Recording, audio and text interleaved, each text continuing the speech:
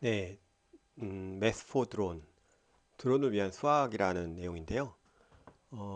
앞서 얘기했듯이 드론은 이제 FC, MCU가 들어있죠. 그 안에 MCU하고 IMU가 들어있는 FC, 그리고 MCU는 컴퓨터라고 그랬습니다. 컴퓨터는 뭘 한다? 계산을 한다.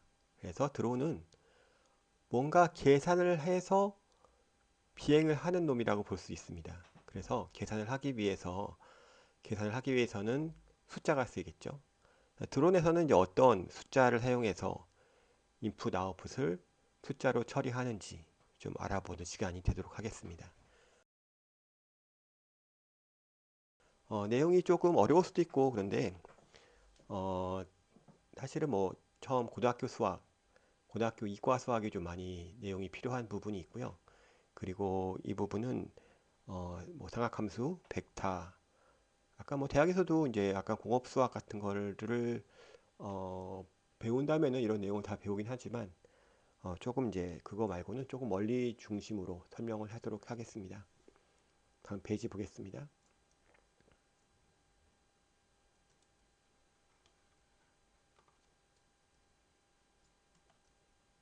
네. 먼저 여러분들 다 그 드론 조종할 줄 아시죠?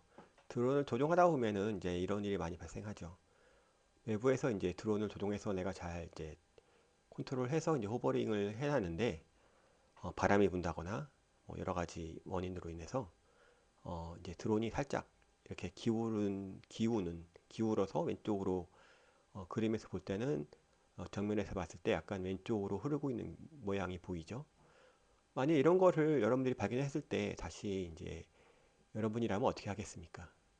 그렇죠. 첫 번째 이제 눈으로 알겠죠. 이제 이게 드론이 좀 기울었구나 라는 것을 알게 되는 거죠. 그 다음에 어떻게 할까요?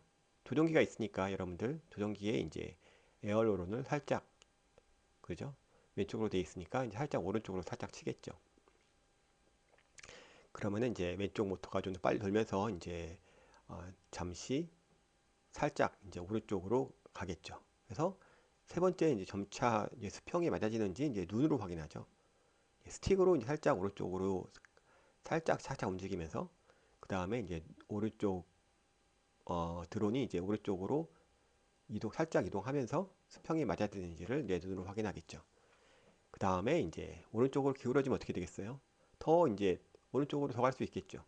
그런 경우에는 약간 더 오른쪽으로 기울어졌구나 라고 판단을 하게 된다면은 다시 스틱을 반대쪽으로 튕기죠.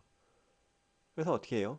계속 키를 살짝 왼쪽을 이렇게 약간씩 이제 조금씩 이제 스틱을 왔다 갔다 아주 조금씩 반복하면서 호버링을 하게 되겠죠.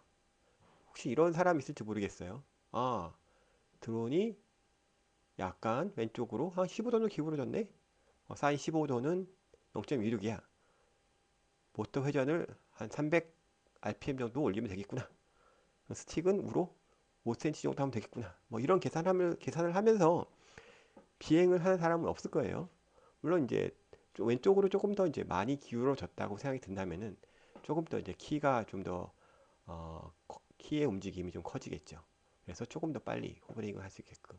만약 그런데 그런 경우에 키를 너무 많이 치게 되면 어떻게 되나요? 다시 순식간에 오른쪽으로 넘어가게 되는 경우가 생길 수 있죠. 보통 이제 인간이라면은 조종기에 있는 키를 조금씩 이렇게 왔다 갔다 하면서 이제 호버링을 시킬 거예요.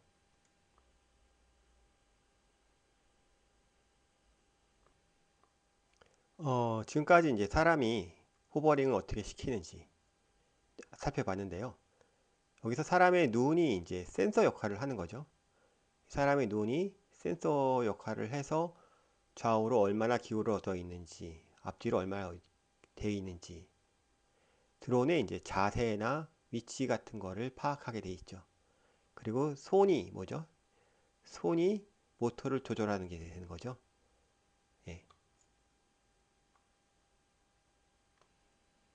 지난번 수업 시간에 봤을지도 모르겠지만 여러분들 그 텔로를 봤죠? 약간 비행 살짝 이렇게 건드리더라도 다시 원상복구를 시키죠. 이건 누가 하는 건가요? 조종기가 하는 게 아니죠. 드론 FC가 알아서 하는 겁니다. 드론은 이제 FC 컴퓨터를 이용해서 어떻게 이걸 하겠느냐 한번 보죠. 먼저 이제 자이로 센서를 읽습니다. IMU라고 하는 장치가 이제 그런 역할을 하는 건데, 자이로 센서를 읽어서 어? 왼쪽으로 기울어졌네 라는 걸 알게 되겠죠. 뭐 어떻게 알게 되는지 뭐 그런 거는 뭐 자이로 센서가 알아서 하는 부분이니까, 결과적으로 우리는 FC는 어떻게 돼요? 자이로 값을 읽어가지고 어떤 값을 읽었는데 그 값이 왼쪽으로 기울어진 값이래 라는 것까지 계산을 해두면 되겠죠. 그래서 이번까지 어떤 자세인지 파악하는 것까지 하게 되겠죠. 그 다음에 어떻게 될까요? 주둔기 입력을 받아서, 아니면은 자동으로, 그죠? 왼쪽으로 살짝 기울어졌어. 그러니까 왼쪽 모터를 좀 더 키워야 돼 라고 판단을 내리는 거죠. 필요한 모터의 출력을 계산을 하는데 뭐 정확하진 않을 수 있죠. 하지만 좀 이제 더 많이 기울어졌다면은 좀 더 모터 출력을 조금 더 세게 하겠죠. 기울어진 정도에 따라서 모터의 출력을 세기를 조절할 수 있겠죠. 간단한 게 어떻게 상식적으로 생각해 보는 거죠. 그리고 만약 호버링이야, 그러면은 이제 현 상태를 계속 유지할 수 있겠죠. 아니면 어떻게 돼요? 다시 자이로 센서를 읽는 거죠. 사실 근데 완벽한 호버링이라는 게 있을 수 없기 때문에 이런 1번에서 4번까지 과정을 무한 반복합니다. 보통 초당 한 2000 내지 3000회, 많은 경우에는 4000, 5000회까지도 이, 이 과정을 반복함으로써 호버링을 하고 이 드론이 잘 비행할 수 있게끔 도움을 주는 거겠죠. FC는 어떻게 이런 거를 할 수 있을까요? 어떤 방법으로? 예, 수학적 방법으로 합니다. 수학적 방법으로 각도와 회전 위치, 그리고 회전 속도, 각도, 회전, 위치와 속도. 요게 이제 드론이 이 드론이 공간상에서 자기의 형태, 자기의 위치, 그다음에 자기 상태를 표시해 주는 방법인데, 이런 거를 계산을 하죠. 센서, 다양한 센서. 여기서는 이제 자이로 센서만 했지만 GPS를 쓸 수도 있을 것이고요. 그리고 어떻게 할까요? 계산을 하죠. 어떤 계산을 하죠? 어, 컴퓨터가 계산하는 것은 뭐 복잡한 계산이 아니고요. 사실 더하기, 빼기, 곱하기, 나누기입니다. 이런 것을 이제 대수적 연산이라 그러죠.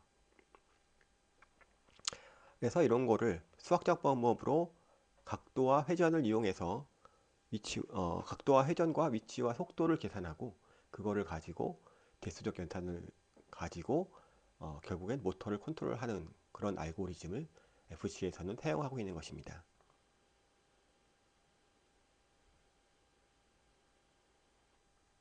그러면은 FC가 어떤 수학적 방법을 사용하고 있는지 좀 알아보도록 하겠습니다.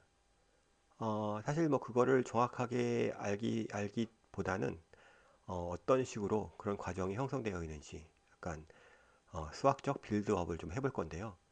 그거에서 필요한 이제 수학적 지식이 선형대수라는 학문이 있습니다. 선형대수는 이제 대수학의 한 분야이고요. 대수학이라는 것은 쉽게 얘기하면 뭐 방정식을 푸는 거죠. 더하기, 빼기, 곱하기, 나누기. 뭐 그런 걸 하는 내용이고요.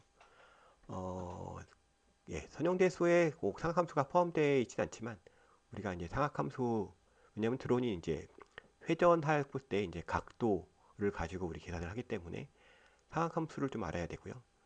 상함수를 가지고 상함수와 그 좌표 평면의 관계를 좀 이해할 거고요. 그 다음에 드론이 어떤 값을 읽는 것이 하나의 값을 단순히 이제 하나의 값을 읽는 것이 아니라 연관된 값을 읽는 거죠. 자이로 센서스 있는 값도 x, y, g의 회전 속도 서로 상관이 있는 거죠. 그래서 그걸 어떻게 처리하고 있는지, 수의 확장. 처음에는 이제 수가 자연수에서 시작해가지고 되게 좀 자연수에서 우리 실수까지 알고 있지만, 실수를 넘어서는 복소수가 있고요. 복소수가 사실은 수학적으로도 대수학적으로도 문제가 되게 의미가 있는 수지만 기하학적으로 큰 의미가 있는 수입니다. 복소수가 회전에 관련해 가지고 어떤 일을 할 수 있는지 를 알아볼 거고요. 그 다음에 복소수까지는 이제 2차원적인 평면전 얘기고요. 그 다음에 이제 3차원, 드론은 3차원이기 때문에 복소수로 사실 하기는 어렵고요. 그리고 벡터나 행렬 같은 걸 이용해 가지고 회전을 이제 수학적 모델로 표현하게 돼 있습니다. 그래서 벡터와 행렬을 좀 배워볼 겁니다. 그리고 두 번째로는 이제 드론에서 어, 자세라는 것은 이제 X, Y, Z 평면상에서 어떤 형태로 드론이 위치하고 있는가. 물론 이제 가장 호버링 상태에서는 이제 Z축 방향으로 수직인 방향으로 이제 서 있는 거를 그런 자세를 얘기하는 거지만 실제로 비행하다 보면은 좌로 기울거나 우로 기울거나 아니면 앞으로 기울거나 아니면 혼합적으로 앞에 위로 앞하고 오른쪽 형태로 기울어서 왼쪽하고 아래 형태로 왼쪽하고 이 안쪽 형태로 비행할 수가 있는 거죠. 그런 것을 이제 자세라고 그러는데 드론에서 FC가 수학적으로 자세를 어떻게 표현하고 있는가 그리고 회전과 자세는 어떤 관계인가 그다음에 그거를 수학적으로 표현하는 방식이 여러 가지가 있는데요. 방향 코사인 행렬이라는 것이 있고요. 이건 행렬로 자세와 회전을 표시하는 방법이고요. 그 다음에 유명한 오일러 각이라는 것이 있습니다. 그러니까 X축, Y축, Z축으로 얼마나 회전되어 있는가를 가지고 이 자세와 회전을 표시하는 방법이 오일러 각이라는 것이 있고요. 오일러는 굉장히 유명한 수학자죠. 그 다음에 3차원 상에서 롤 PTO가 어떤 어떤 의미를 갖고 있는가. 그렇죠? 그리고 실제로는 가장 많이 이제 여러분들 이제 드론에서 이제 롤 PTO 같은 거를 많이 어, 각도 X축, Y축, Z축으로 이제 각도를 계산하기도 하지만 실제로 이제 컴퓨터가 계산할 때는 사원수라는 거를 많이 씁니다. 게임 프로그램에서도 여러분들 이제 요즘에 3차원 게임이 많이 있는데 사실 내부적으로 알고리즘에서도 그 사원수를 많이 이용하는 것을 알 수 있습니다. 네, 먼저 이제 각을 표현하기 위해서 어떤 방식을 사용하고 있는지를 좀 알아볼 건데요. 고등학교 수학에서는 이제 호도법을 사용합니다. 네, 호도법이라는 것은 조금 이제 낯설 수 있는데요. 여러분, 왜냐하면 우리가 지금 보통 사용하고 있는 각도 표현법이 360분법이기 때문이죠. 한 바퀴를 돌면 이제 360도가 되는 거죠. 호도법은 약간 수학적, 수학에서 많이 사용되고 있는 방법인데, 사실 수학에서는 어떤 값을 얘기할 때 상대적인 값을 얘기합니다. 보통 뭐라 그러죠? 정사각형의 한 변의 길이가 1이다, 2다 라고 얘기하는 것은 1cm다, 1m다라는 걸 얘기하는 건 아니죠. 단위가 붙어 있는 건 아니고요. 단위가 없는 그런 비율을 얘기하는 거죠. 1이란 얘기는 어, 1과 2가 있을 때 2는 1보다 2배가 되는 거죠. 그리고 비율을 얘기하는 거죠. 소도법도 반지름에 대한 호의 비율을 가지고 각도를 표현하는 방식입니다. 그래서 반지름이 r인 원에서 호의 길이가 같을 때 그 호의 길이가 L 그리고 그 L이 R과 같을 때를 1라드라고 계산하는 거죠. 1호도, 1라디안으로 계산하는 것이 이제 호도법이죠. 호도법은 중요한 거는 뭐예요? 호의 비율로 각도를 표현한다라는 것이 중요한 표현입니다. 네. 호도법과 60분법의 관계를 알아보면은 60분법, 네, 360도가 2파이 r이죠. 그죠? 그러니까 파이는 180도가 되는 겁니다. 그리고 1라드는 대략 57.3도 정도 되죠. 네, 삼각함수를 살펴볼 건데요. 여러분들 이제 고등학교 때 삼각함수 배운 거 기억나시죠? 사인, 코사인, 탄젠트. 탄젠트는 저희가 많이 쓰진 않지만 참고로 좀 알아보시면 적어놨고요. 그 다음에 사인은 빗변분의 높이. 그 다음에 코사인은 빗변분의 밑면. 이렇게 되는 거죠. 코사인이 이제 x축 값을 얘기하게 되는 것이고요. 사인은 y축 값을 얘기하게 됩니다. 그래서 코사인 제곱 플러스 사인 제곱은 이렇게 계산되면은 1이 나오는 거죠. 그 유명한 코사인 제곱 플러스 사인 제곱은 1. 요게 이제 우리가 알고 있는 공식입니다. 우리가 알고 있는 이제 대표적인 직각삼각형이 있죠. 예, 직각삼각형 두 개가 있는데 왼쪽 삼각형에서는 이제 어, 오른쪽에 있는 값이 이제 직각이 되고요. 나머지 각이 이제 45도, 4분의 파이가 되는 거죠. 호도법으로 얘기하면은 45도는 4분의 파이입니다. 그래서 코사인 4분의 파이는 루트 2분의 1, 사인 4분의 파이는 루트 2분의 1 이렇게 되겠죠. 오른쪽 직각삼각형은 정삼각형을 반으로 쪼갠 건데요. 이런 경우에 직각삼각형 2대 1대 루트 3 이런 변의 비율이 나오게 되죠. 그래서 왼쪽 각은 60도 3분의 파이가 되고요. 위에 쪽 각은 30도 6분의 파이가 됩니다. 그래서 코사인 3분의 파이는 2분의 1, 사인 3분의 파이는 2분의 루트 3, 코사인 6분의 파이는 2분의 루트 3, 사인 6분의 파이는 2분의 1 이런 식으로 되겠죠.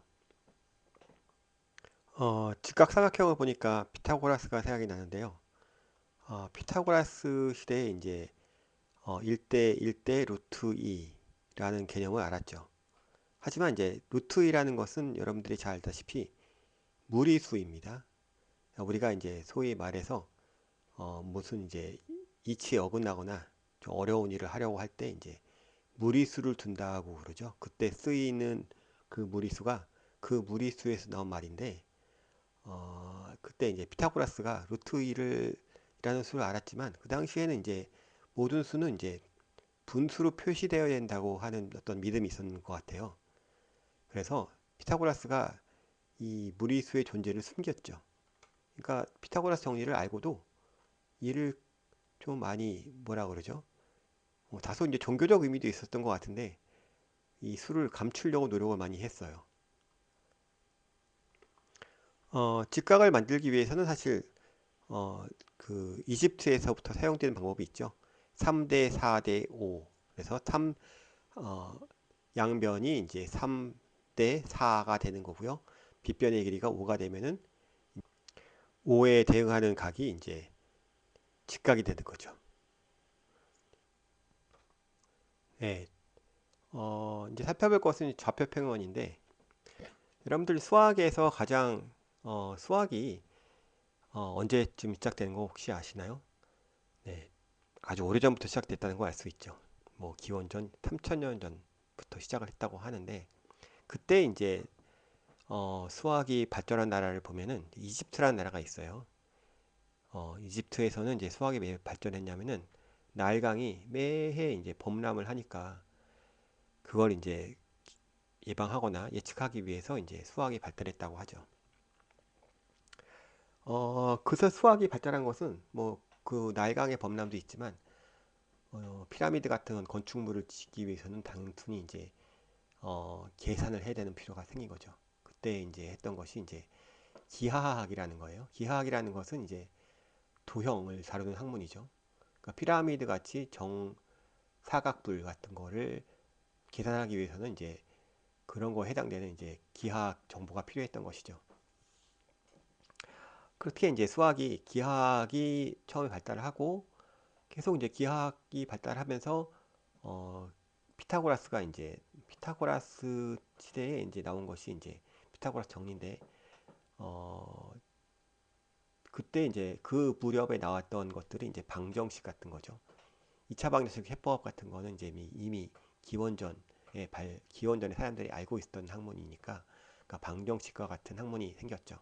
그런 것을 이제 대수학이라 그러는데 기하학은 이제 기하학대로 놀고 있었고 그 대수학은 대수학대로 놀고 있었어요. 약간 여담이지만 여러분들이 현재 수학 실력 가지고 17세기로 돌아간다. 여러분들은 대단한 천재입니다. 왜냐하면 그 당시만 해도 2차 방정식의 해만 나와 있었고요. 고차 방정식 같은 거는 아직 해가 나오지 않은 때였거든요. 그러니까 여러분들은 이제 3차 방정식 현재는 이제 3차 방정식이나 4차 방정식에 일반 해가 나와 있기 때문에 그런 거를 정보를 가지고 17세기로 돌아간다 그러면은 엄청난 천재가 되는 거죠. 사실 그 당시에 사실 수학자들은 조금 이제 매우 힘든 삶을 살았다고 볼 수 있어요. 왜냐면 수학자들이 이제 서로 이제 경쟁을 많이 했었거든요. 그러니까 소위 말하는 이제 수학 배틀 그런 것이 많이 있었고, 이 시기에 수학이 큰 발전을 하게 됩니다. 뉴턴, 라이프니츠 같은 이제 대수학자들이 나와서 이제 미분, 적분, 미분을 이제 발견했죠. 그리고 이제 오일러 그런 사람들도 이제 오일러, 가우스 그런 사람들이 나와서 수학에 아주 큰 발전을 이룹니다. 사실 이때 이룩한 수학이 이제 현대의 문명의 이제 기반이 됐다고 봐도 과언이 아니죠. 데카르트라고 역시 여러분들 다 이제 철학 시간에 배웠을 텐데 뭐 뭐죠? 합리론, 합리론 하면은 이제 철학 시간에 나오는 사람이 이제 데카르트인데 그 사람이 이제 철학자이기도 하고 수학자이기도 합니다. 그래서 데카르트가 수학에서 끼친 영향은 되게 많지만 그 중에서 가장 대표적인 것이 이제 기하학을 대수학으로 가져온 거예요. 여러분들 이제 좌표평면이라는 것을 들어봤을 텐데 여기 보이는 좌표평면이라는 것도 데카르트가 기하한 수학적 방법인데 이렇게 직교화하는 x축 y축이라는 좌표를 평면을 만든 다음에 x축 y축에다가 그 해당되는 점을 찍고 그래서 그 점에 좌표를 x 좌표 y 좌표를 표시하는 방법을 써가지고 여기서 이제 기하학을 표현하게 된 거죠. 이후로 어떻게 됐냐면은 기하학을 예전에는 이제 뭐 기하학이라 그러면은 뭐 각이 얼마니까 뭐 여기는 몇 도다 여기는 길이가 얼마다 뭐 그런 식으로 계산했지만 지금은 데카르트가 이제 좌표평면을 만들면서부터 기하학을 이제 계산을 하기 시작했어요. 여러분들 많이 쓰고 있는 CAD라는 소프트웨어 있죠? 어, 오토캐드라든지 뭐 퓨전 360 같은 CAD 프로그램이 어떻게 계산을 할까요? 예, 좌표를 가지고 계산합니다. 컴퓨터에서는 이제 왼쪽 위 상단이 이제 0,0이 되는 거죠. 그래서 요거를 점이라는 것도 어떤 포인트가 있고 그 포인트와 포인트, 점과 점 사이에 어떤 길이를 계산할 때 단순하게 이제 수학적으로 계산을 하면 되는 거죠. 이런 것이 이제 좌표 평면이 있고요. 3차원에서는 이제 세 개의 좌표를 사용하게 되죠. x, y, g 이렇게 해서 x, y, g가 있고요. 좌표 평면 사실 3차원 평면을 이 3차원 평면이라 3차원 공간을 평면에 표시하는 것이 이렇게 표현을 하고 있긴 한데 사실 맞는 건지 잘 모르겠어요. 왜냐면은 우리 3차원이라는 걸 우리 상상을 할 수 있지만 종이에다 그릴 때는 이런 식으로 표현을 하게 되죠. 그래서 3차원 평면에서는 3차원 공간에서는 XY 평면이 있고 YZ 평면이 있고 ZX 평면이 있습니다. 각각 XY 평면은 Z축의 수직이고요. YZ 평면은 X축의 수직입니다.